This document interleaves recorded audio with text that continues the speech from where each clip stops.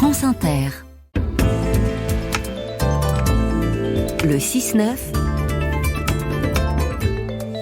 sur France Inter. Les bonnes ondes ce dimanche avec Sandrine Houdin, toujours dans cette école de magie qui propose un cursus étonnant et garanti sans trucage. Décrocher un diplôme équivalent Bac 2.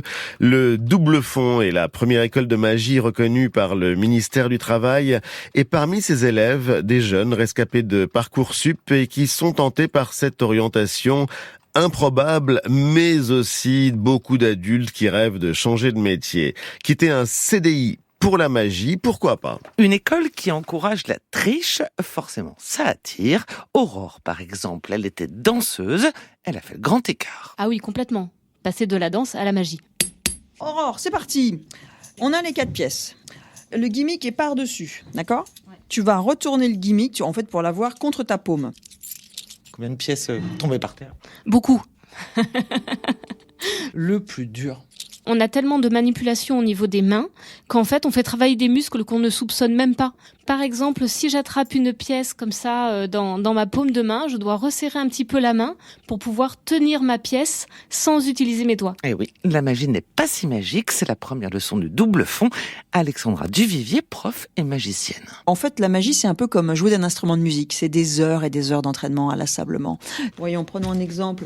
J'ai un peu de matériel ici. Ah, mes allumettes.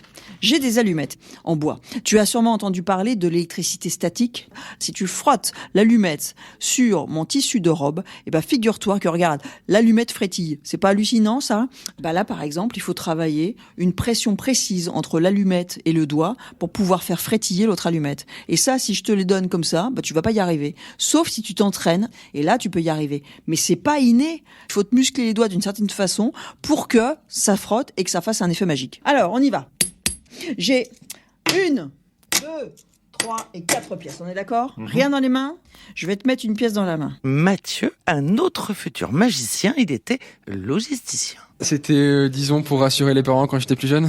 Et ensuite, en même temps que faire la logistique, j'ai commencé la magie et maintenant je me suis dit à fond dans la magie, quoi. En fait, c'est retour en arrière, je vais faire ce que j'aime, quoi. Ouais. En fait, le maître mot, je dirais, c'est donner du sens à leur vie et pas rester dans un moule toute leur life.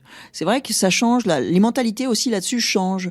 On n'est plus maintenant à de rester dans une même entreprise pendant 50 balais. Non, on va donner du sens, on va chercher des choses pour pouvoir se réaliser soi-même. J'ai un très très gros respect pour tous ces étudiants là qui se remettent en question, tu te rends compte ?